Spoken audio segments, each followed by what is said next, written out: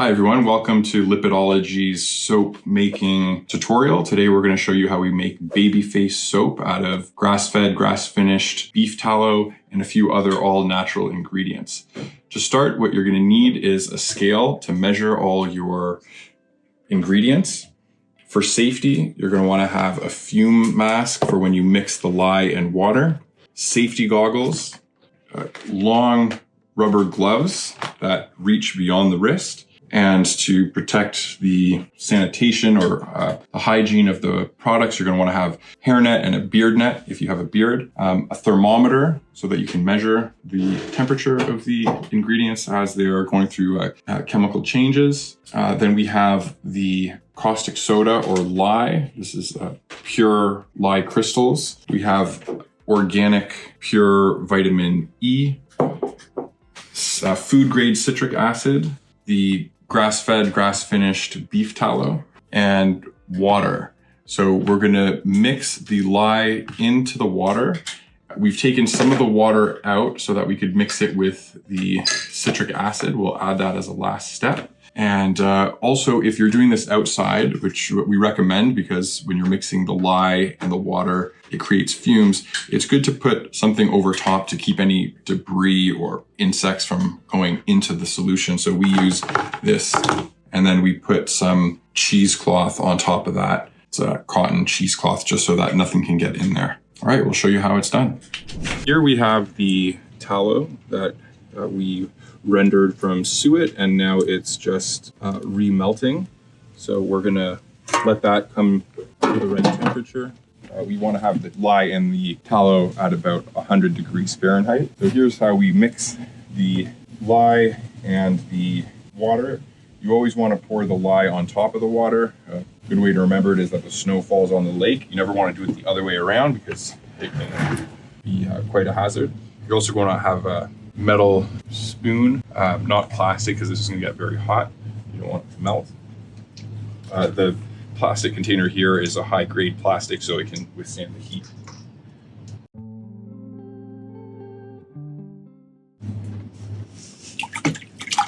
Just stir the water as you're adding the lye crystals.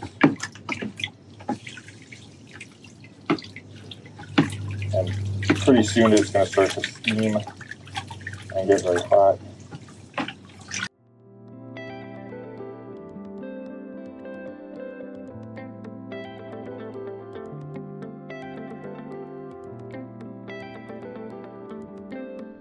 Oh, I meant to mention that another important ingredient to have around is white vinegar. This is in case any of the lye splashes on you. This acidic vinegar helps to neutralize the alkaline substance if it comes into contact with your skin. Okay, so we've used this infrared thermometer to check the temperature of the tallow and the lye, and they're both around 100 degrees Fahrenheit. I've added some more cheesecloth to this strainer. We're gonna do one last filter on the tallow. We like to filter our tallow many times to take out impurities that can give it more of a beefy scent. So this way it has a much cleaner smell to it. All right.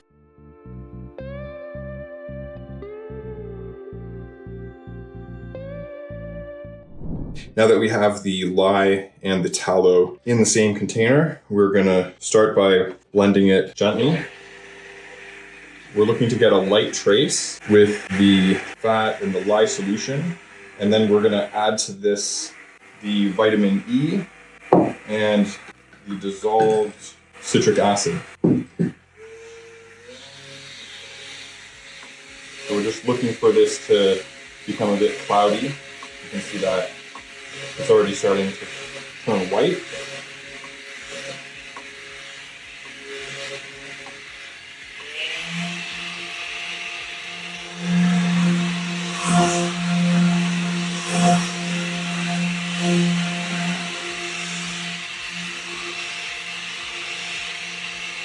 Okay, and at this point, while it's still very light, I'm going to add the vitamin E, which is also in the form of an oil, so it will also turn into soap. And you want to add the citric acid in last. We don't want this to negatively affect the saponification process, so We're waiting for it to get a little bit thicker. Okay, that looks about right. Now we're adding the citric acid.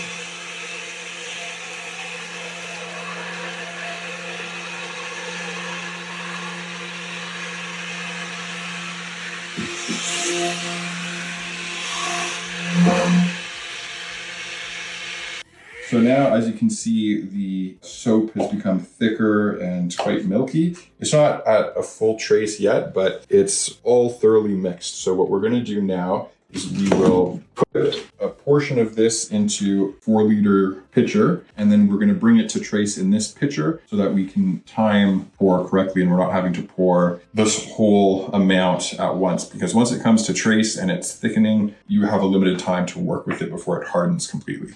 So very carefully here, we are going to pour the soap into this pitcher.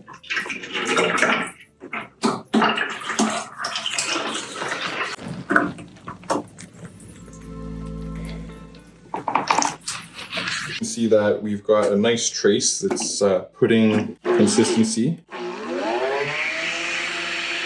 So we're going to take this mixture and we're pouring it into a few different pitchers so that our team can work at the same time to fill up molds. At this point, if you were doing a loaf, you could just pour it directly into a loaf, but we're using our custom molds here that are a really ergonomic size and have nice round edges.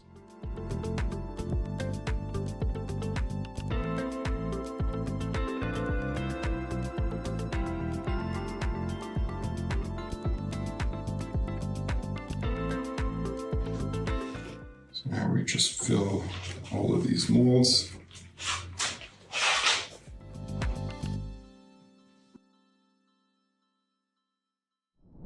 Okay, so the last step here after we've poured the soap into the molds is to stack them up after they've cooled enough that they're still solid. And we do this so that the heat is retained within the soaps. These are going to keep having a chemical process in the saponification, turning into soap that involves continuous heat. So we're going to wrap these up in a blanket to keep them warm. This lets them set in a way that improves the quality of the soap. And so this will set like this for 24 hours. And then we will move from this stage to the stage of curing, where we let them air out for a total of at least 4 weeks.